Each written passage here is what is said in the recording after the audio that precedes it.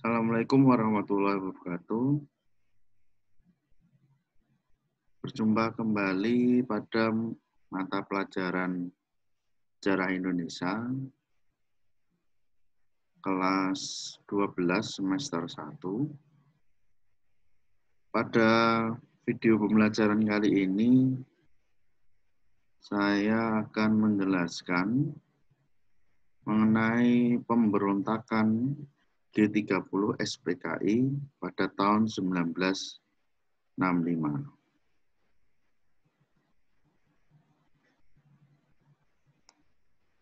Pada materi ini kita akan membahas secara lebih rinci lagi bagaimana pemberontakan G30 SPKI pada tahun 1965 itu terjadi, siapa saja tokoh yang terlibat di dalam konflik tersebut, baik tokoh penggeraknya maupun tokoh yang meredam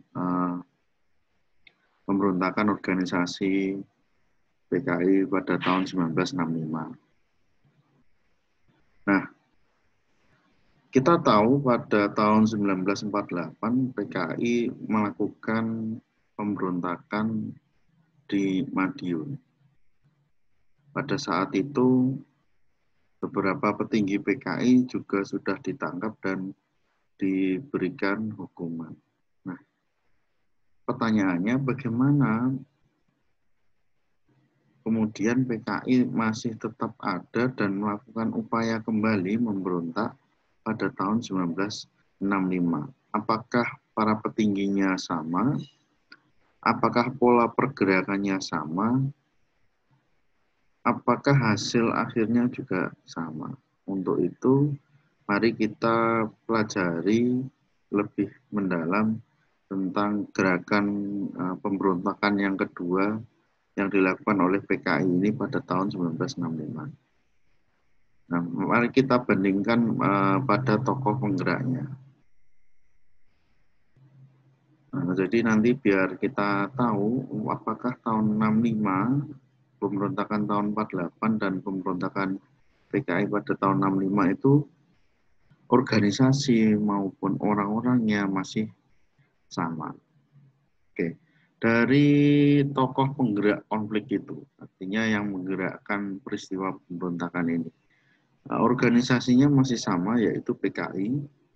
Namun perbedaannya jika pemberontakan pada tahun 65 ini, PKI tidak lagi dengan Front Pemuda Nasional dan FDR, Front Demokrasi Rakyat. Tetapi pada tahun 65 ini PKI masuk ke dalam unsur militer, sudah masuk ke dalam unsur militer. Yang pertama ada beberapa kantor atau angkatan yang masuk dalam organisasi militer PKI. Yang pertama adalah pasukan Cakrabirawa. Pasukan Cakrabirawa ini akan kita bahas nanti lebih lanjut. Kemudian yang kedua adalah ada juga kantor berita. Jadi ternyata PKI juga menyusup ke kantor-kantor berita dan membuat berita tentang propaganda dari PKI. Dan yang ketiga, PKI membentuk angkatan kelima. Nah, di dalam angkatan kelima ini anggotanya diisi oleh Barisan Tani Indonesia, Pemuda Rakyat, kemudian Serikat Organisasi Buruh Sosialis Indonesia, tapi biasanya ada yang SOBRI, jadi Serikat Organisasi Buruh Republik Indonesia, kemudian ada Gerwani, dan yang terakhir adalah Lektra atau Lembaga Kebudayaan Rakyat. Baik, kita akan bahas satu persatu dari masing-masing organisasi tersebut agar kita dapat memahami organisasi-organisasi yang terlibat dalam pemberontakan G30 SPKI ini. Yang pertama adalah pasukan Cakrabirawa. Pasukan Cakrabirawa ini adalah resimen khusus pengawal presiden yang dibentuk pada tanggal 2 Juli tahun 1962. Resimen ini dibentuk karena adanya ancaman yang dilakukan percobaan pembunuhan terhadap presiden waktu itu, yaitu Soekarno. Jadi karena ada ancaman, akhirnya resimen untuk mengawal presiden ini dibentuk. Kalau sekarang namanya mungkin sudah diganti menjadi Pas Pampres. Nah, kalau dulu tahun 1962 ini pengawal presiden itu dinamakan Resimen Cakrabirawa. Anggotanya banyak sekali dari kesatuan elit rata-rata, kesatuan elit, yaitu ada 3.000 dari Batalion Infanteri Angkatan Darat, kemudian Korps Komando PKU, kalau sekarang itu adalah Marinir Angkatan Laut. Kemudian yang ketiga adalah Pasukan Gerak Cepat PGT dari Angkatan Udara. Nah, pada peristiwa pemberontakan tahun 65 ini, Cakrabirawa ini turut terlibat dalam penculikan dan pembunuhan para petinggi jenderal Angkatan Darat. Memang kadang ada isu bahwa PKI pemberontakan ini sebenarnya adalah perselisihan antara Angkatan Darat dan Angkatan Udara. Namun perlu digarisbawahi lagi bahwa pemberontakan ini memang dari unsur PKI.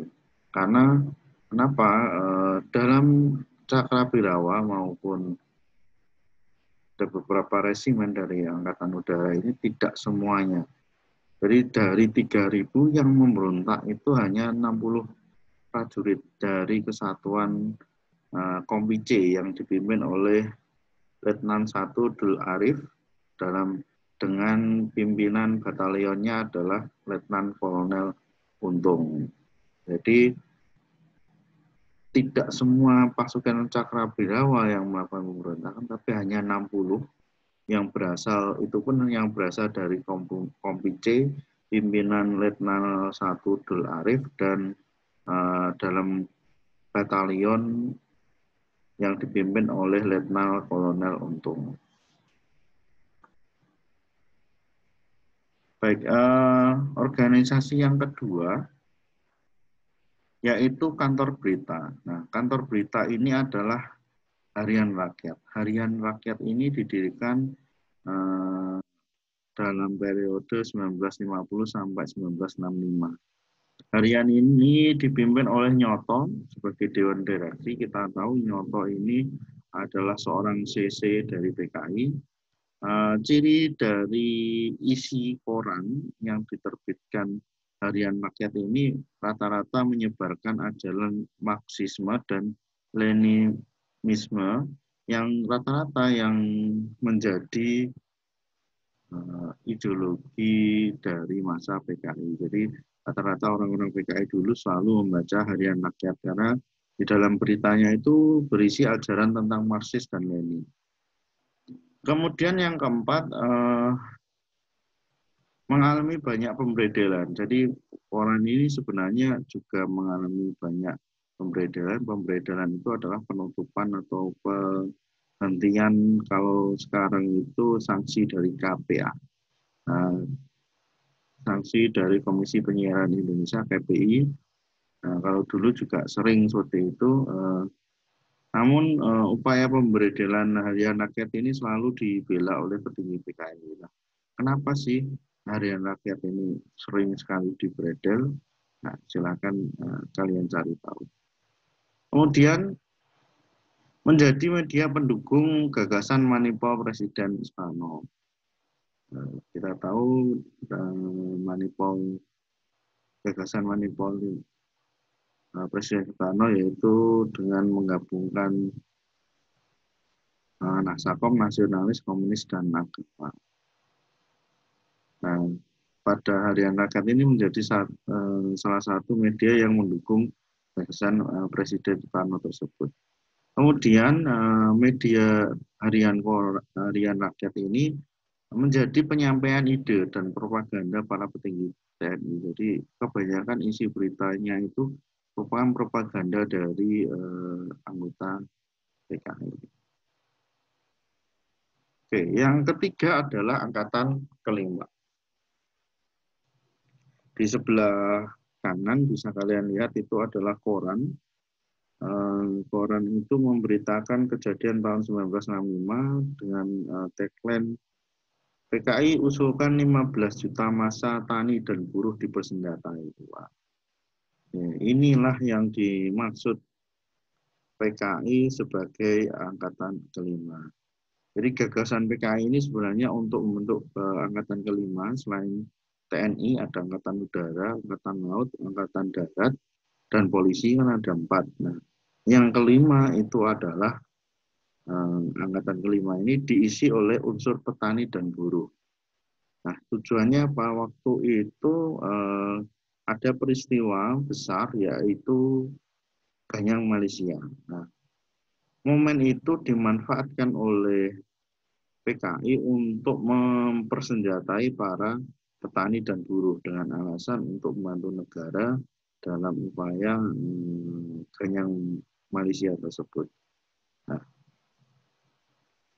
ada 15 juta buruh yang siap dipersenjatai, buruh dan petani yang siap dipersenjatai. Dan senjatanya dari mana? Senjatanya ini mendapatkan bantuan persenjataan dari Cina. Memang waktu itu PKI dekat sekali dengan Cina sehingga ketika ada gagasan untuk membentuk angkatan kelima ini, Cina siap membantu. Namun usulan ini tidak langsung diterima oleh Angkatan Darat dan terkesan menunggu mengulur-ngulur penerimaan bantuan senjata dari Cina ini. Bahkan sampai ke Dubes Cina mengirimkan layanan protes kenapa bantuan senjatanya tidak segera untuk diterima. Kemudian gagasan Angkatan kelima ini jelas ditolak Angkatan Darat karena dianggap tidak efisien dan peranannya sudah ada Satuan Pertahanan Sipil atau HASI. Nah, ini sebenarnya alasan dari AH Nasution maupun Ahmadiyani untuk menolak gagasan itu. Alasan khususnya ini secara umum itu alasan umum. Secara khusus sebenarnya adanya ketakutan dari Angkatan Darat jika nanti para tani dan buruh ini dipersenjatai oleh PKI, nanti PKI akan melakukan pemberontakan dengan bersenjata seperti yang terjadi di Cina. Itu yang ditakutkan oleh Angkatan Darat. Makanya Angkatan Darat berusaha untuk menolak ide gagasan tersebut. Nah, ada siapa organisasi apa saja di Angkatan kelima ini? Organisasi yang pertama adalah Organisasi Pemuda Rakyat. Organisasi ini sebenarnya dulu bernama Pemuda Sosialis Indonesia atau PESINDO. Kemudian jumlahnya itu cukup banyak, mencapai 3 juta orang, dan mendapat pelatihan militer di kawasan Lubang Buaya. Jadi para pemuda rakyat dulu menjadi anggota WKI, kemudian mendapatkan pelatihan militer di kawasan Lubang Buaya. Kawasan ini sebenarnya kawasan tersebut sebenarnya memiliki fasilitas militer Angkatan Udara. Kemudian yang kedua adanya Gerwani. Nah, Gerwani ini sebenarnya awalnya organisasi wanita yang aktif di Indonesia pada tahun 1950 sampai 1960. Anggotanya mencapai 650.000 orang pada tahun 1907. Nah, namun dalam pergerakannya nanti Gerwani ini akhirnya bersama-sama dengan PKI, bergabung dengan PKI untuk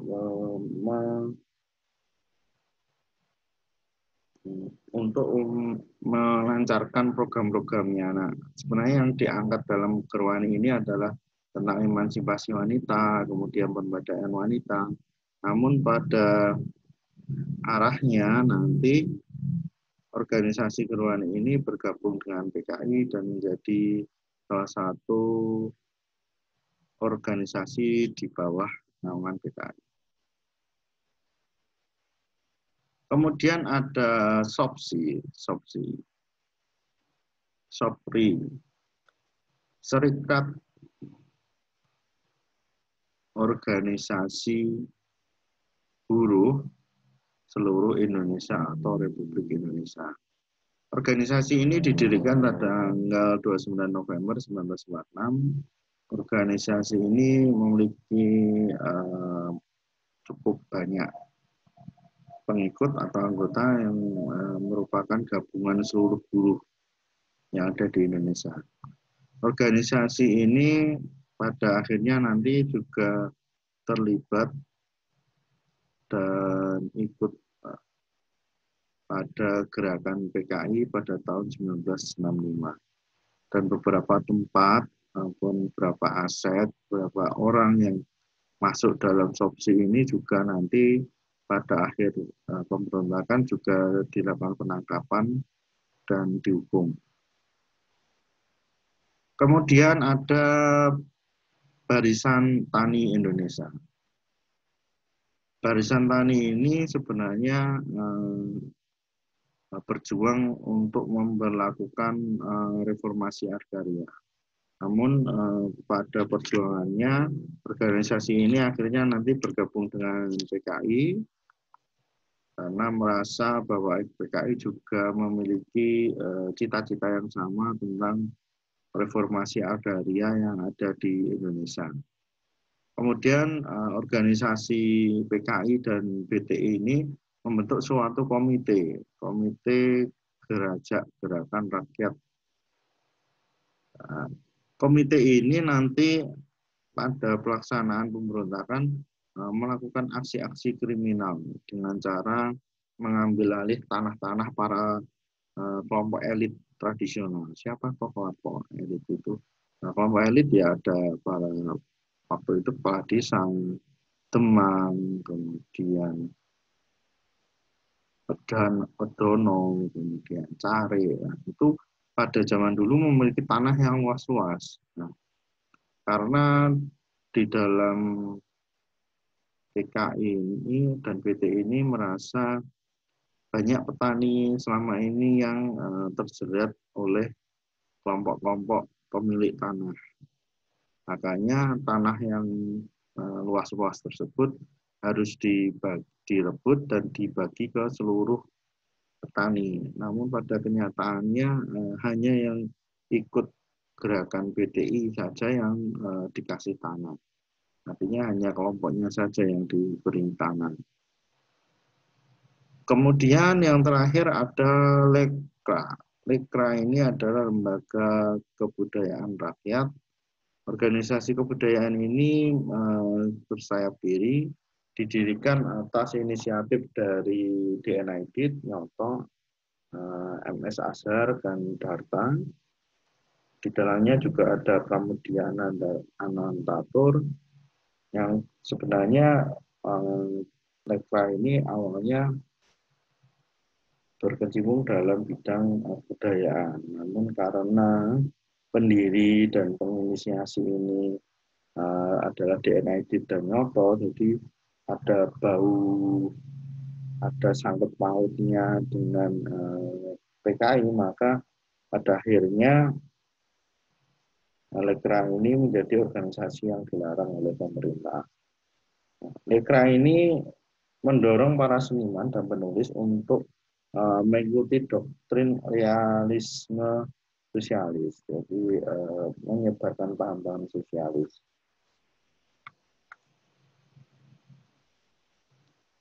Nah, setelah kita membahas mengenai organisasi yang terlibat dalam pemberontakan G30 SPKI, sekarang kita akan membahas individunya. Siapa saja individu yang berperan dalam pemberontakan G30 SPKI tahun 1964. Yang pertama tentu ada DNID.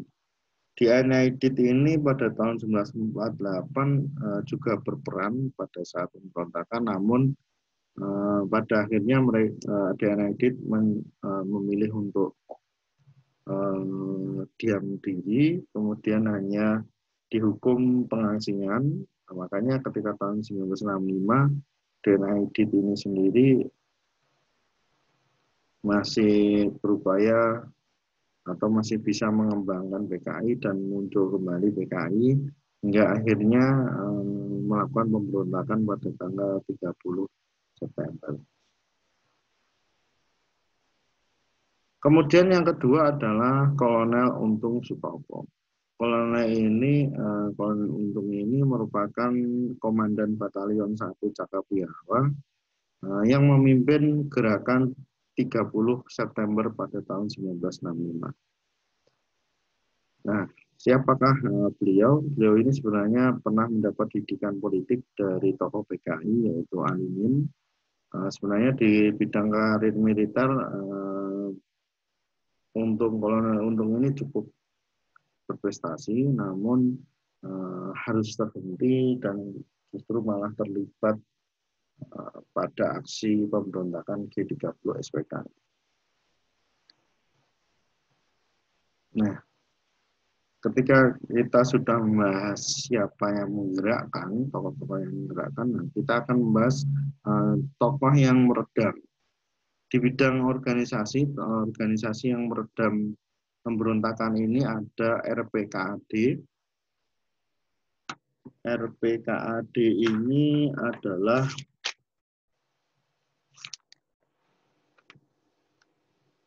Resimen Para Komando Angkatan Darat. Jadi khusus Angkatan Darat. Resimen ini didirikan pada tanggal 25 Juli tahun 1955 dengan nama KKAD. Kemudian ditingkatkan menjadi RPKAD, Resimen Para Komando Angkatan Darat, dan sekarang berubah nama menjadi Kopassus, Komando Pasukan Khusus. Nah, pada awalnya organisasi ini dipimpin oleh Kolonel Muhammad John Yati. Kemudian markasnya berada di Cijantung di Jakarta Timur. Kemudian di bidang individu ada dua tokoh yang paling mencolok pada waktu pelaksanaan pemberontakan G30 SPKI, walaupun ada lagi satu lagi yaitu Kolonel Sarwo Edi yang memimpin penumpasan. Namun lepas dari itu ada dua tokoh sentral utama yang berperan besar dalam penumpasan pemberontakan PKI pada tahun 1965. Yang pertama adalah tentu saja Jenderal Besar Ahmad Abdul Haris Nasution. Walaupun pada awalnya Jenderal Nasution ini menjadi korban, namun beliau sempat bisa meloloskan diri. Kemudian walaupun nanti anaknya nanti harus meninggal menjadi korban PKI, namun ketika beliau selamat, kemudian beliau melakukan koordinasi dengan unsur RPKAD, terutama Mayor Jenderal Soeharto, kemudian memberikan surat perintah untuk melakukan operasi penumpasan, kemudian memberikan instruksi beberapa kepada Soeharto untuk penanganan operasi militer yang harus dilakukan untuk mengamankan Jakarta akibat pemberontakan PKI 1965. Yang kedua adalah Mayor Jenderal Soeharto. Beliau sebenarnya waktu itu menjabat sebagai kepala resimen RPKAD. Kemudian ketika itu berlangsung, sebenarnya sudah mendapatkan laporan bahwa beberapa petinggi di Angkatan Darat diculik dan dilakukan pembunuhan karena pada waktu itu terjadi kekosongan di tugas di Kesatuan Angkatan Darat, maka Jenderal Soeharto waktu itu langsung mengambil alih Komando Angkatan Darat dan memimpin langsung untuk operasi pemberantasan PKI. Nah, pada saat itu Jenderal Soeharto juga memimpin langsung pengangkatan mayat korban dari PKI 5 hari setelah itu.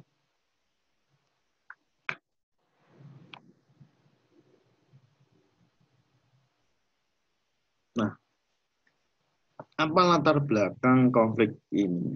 Latar belakang pemberontakan G30 SPKI tahun 1965 ini. Yang pertama adalah keinginan PKI untuk meneruskan revolusi agraria melalui Undang-Undang Agraria tahun 1960 dengan memang jargon mereka adalah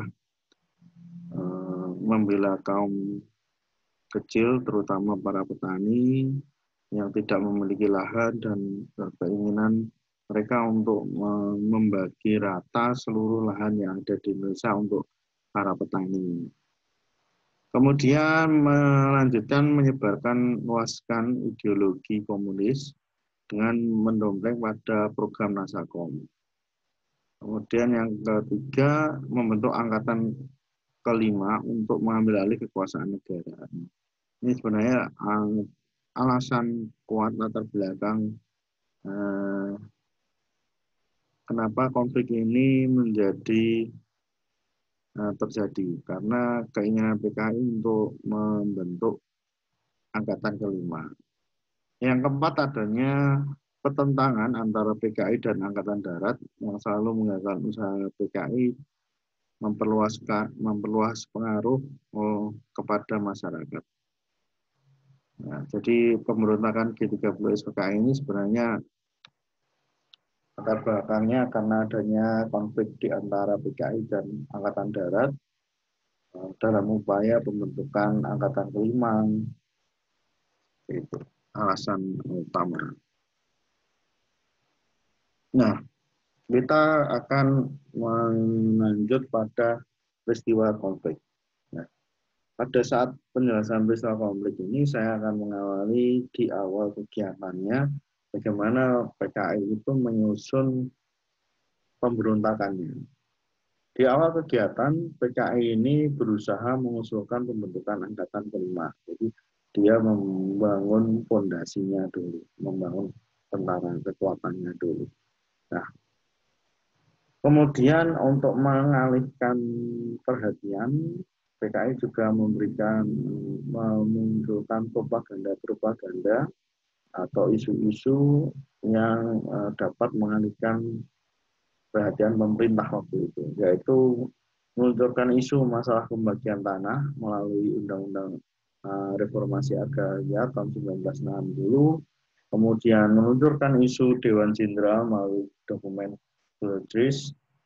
Nah, setelah meluncurkan isu-isu tersebut, PKI juga mempersiapkan anggota militernya untuk melakukan pemberontakan dengan cara mengadakan pelatihan militer untuk para simpatisannya di fasilitas militer di Lubang Buaya. Kemudian merekrut para petani, buruh, tentara dari Kesatuan Cakabinlawa untuk memuluskan aksi pemberontakan. Dan yang terakhir, melakukan penjaraan terhadap kelompok pemilik tanah dengan yang memiliki banyak lahan. Jadi yang dilakukannya pertama tadi mengalihkan isu dengan Undang-Undang Agraria, kemudian isu Dewan Jenderal. Yang kedua, mengadakan pembentukan angkatan kelima, mengadakan fasilitas militer, merekrut para pemuda, petani, dan buruh. Nah, bagaimana PKI meluncurkan bentuk protesnya atau melakukan aksinya? Pertama, meluncurkan isu terhadap lawan politiknya, yaitu Angkatan Darat, dengan isu Dewan Jenderal. Kemudian merekrut tentara Cakrawirawa untuk melancarkan gerakan 30 September 1965, kemudian mendapatkan fasilitas militer untuk 33.000 simpatisan di Lubang Buaya, kemudian meluncurkan jargon 7 setan desa yang harus dirampas harta kekayaan sehingga karena dianggap menyelesaikan kehidupan rakyat. Kemudian melancarkan isu angkatan kelima dengan dalil alasan upaya membantu dalam peristiwa kehancuran Malaysia, dan yang terakhir adalah menyebarkan isu ajaran komunis dengan media massa. Nah, itu beberapa bentuk yang dilakukan PKI ketika melakukan pemberontakan. Nah, jargon 7 setan desa ini memang yang banyak dilakukan oleh PKI untuk menyerang masyarakat yang ada di daerah-daerah. Jadi ada 7 setan desa atau 7 orang yang dianggap menyengsarakan rakyat. Jadi harus dijarah, kemudian diambil kekayaannya dan dibagikan ke rakyat. Nah, bagaimana puncak konfliknya? Pada puncak konfliknya, PKI ini pertama melakukan aksi penyanderaan terhadap Presiden Soekarno di Halim Perdana Kusuma. Jadi Presiden Soekarno waktu itu mau berangkat ke luar negeri, tetapi tidak bisa dan harus ditahan di sebuah ruangan di Bandara Halim Perdana Kusuma hingga peristiwa G30 SPKI tersebut selesai. Jadi tujuannya PKI menyandra sebagai jaminan ketika G30 SPKI ini dilancarkan. Yang kedua, melakukan penculikan, pembunuhan terhadap jenderal TNI AD yang menghalangi upaya PKI. Ada beberapa jenderal yang berusaha menghalangi upaya PKI. Ada juga beberapa jenderal yang diajak untuk bergabung ke PKI, jenderal dari TNI AD diajak bergabung kepada PKI namun ditolak. Nah, sama PKI kemudian diculik dan dibunuh. Ada 7 orang TNI AD yang harus meninggal, kemudian diculik dan dibunuh, dibawa mayatnya di Sumur Toang di daerah Lubang Buaya di dekat daerah Halim Perdana Kusuma. Nah, di Yogyakarta juga terjadi juga pemberontakan yang dilakukan oleh PKI. Jadi tidak hanya di Jakarta, tapi juga ada di Yogyakarta. Dalam aksi tersebut juga melakukan aksi penculikan dan pembunuhan, yaitu Kolonel Katamso dan Letnan Kolonel Sugiono. Beliau berdua diculik dan dibunuh di daerah Tempungan. Kemudian melancarkan kudeta untuk menggulingkan Presiden Soekarno guna mendirikan negara komunis. Kemudian menguasai ibu kota Jakarta dan beberapa objek vital seperti kantor radio RRI. Itu beberapa upaya waktu 30 September tahun 1965. Nah, bagaimana pemerintah waktu itu menyelesaikan atau menumpas pemberontakan G30 SPKI? Nah, pemerintah waktu itu mengambil sikap dengan melakukan operasi penumpasan yang dipimpin langsung oleh Komando TNI Angkatan Darat, yaitu Maijen Soeharto waktu itu.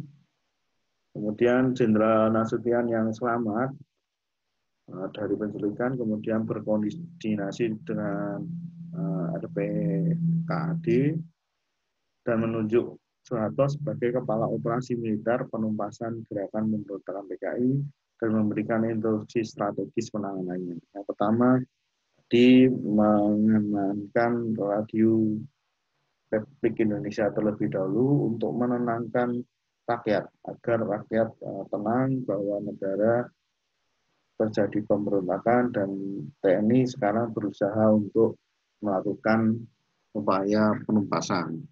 Itu yang dilakukan pertama. Kemudian membebaskan Presiden Soekarno yang disandra di Halim Perdana Kusuma, kemudian menangkap seluruh pasukan dari PKI di Jakarta dan mengamankan ibu kota. Kemudian yang selanjutnya adalah menemukan dan mengangkat jenazah para korban yang telah diculik dan dibunuh oleh PKI pada tanggal 30 September.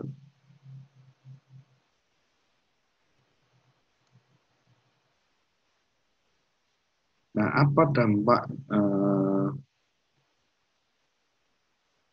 yang ditimbulkan dari konflik ini?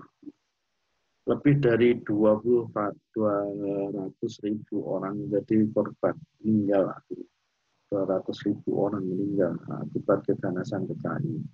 Terjadi perusakan dan pembakaran rumah dan gedung-gedung akibat konflik ini.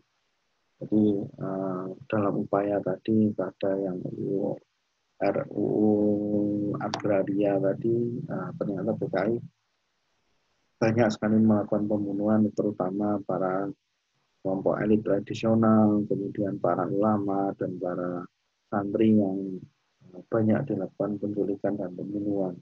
Nah, ini yang nantinya akan memunculkan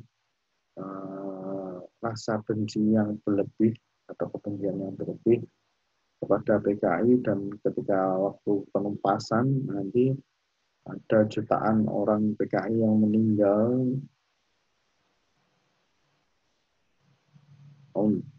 akibat konflik ini. Nah, dari korban dari TNI sendiri ada 7 orang perwira angkatan, kemudian ada 2 perwira kepolisian juga yang menjadi korban penculikan G30 SPKI. Di pihak PKI sendiri lebih dari 500.000 orang meninggal dan dibuang akibat terlibat dalam PKI. Memang ini belum, datanya sampai sekarang belum pasti berapa sebenarnya jumlah korban waktu itu, karena waktu itu memang pemberantasannya cukup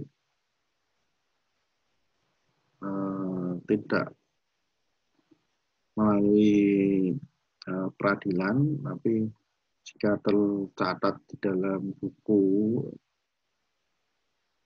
keanggotaan PKI atau di rumahnya itu ada stiker PKI ataupun pernah terlibat kegiatan PKI, itu langsung ditangkap dan ada yang langsung dihukum, dieksekusi, ada yang dibuang di Pulau Buru di Ambon, Maluku, kemudian ada yang dibuang di daerah Karimun. Nah, jadi banyak waktu itu yang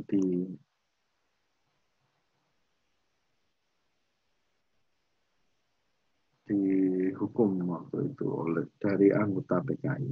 Kemudian untuk pemimpin PKI ini disidangkan dalam mahkamah militer luar biasa, yaitu Kolonel Untung. Namun kalau petinggi yang lain seperti Den Aidit, kemudian Nyoto itu harus tewas tertembak ketika dalam pengejaran.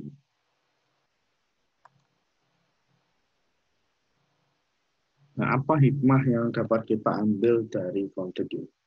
Yang pertama, sekali lagi, bahwa Konstitusi Indonesia yang berlandaskan Pancasila tidak dapat digantikan oleh ideologi lain. Jadi Pancasila itu adalah ideologi satu-satunya yang ada di Indonesia. Yang kedua, ideologi komunis ini tidak cocok dengan kepribadian bangsa Indonesia dan menjadi ideologi terlarang.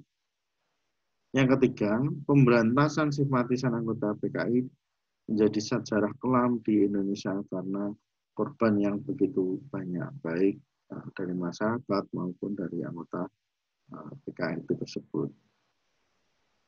Yang keempat, upaya perubahan ideologi dengan cara memberontak ini mengakibatkan banyak korban. Nah, itu hikmah yang bisa kita ambil dari konflik ini. Sekian pembahasan materi pemberontakan PKI pada tahun 1965 ini.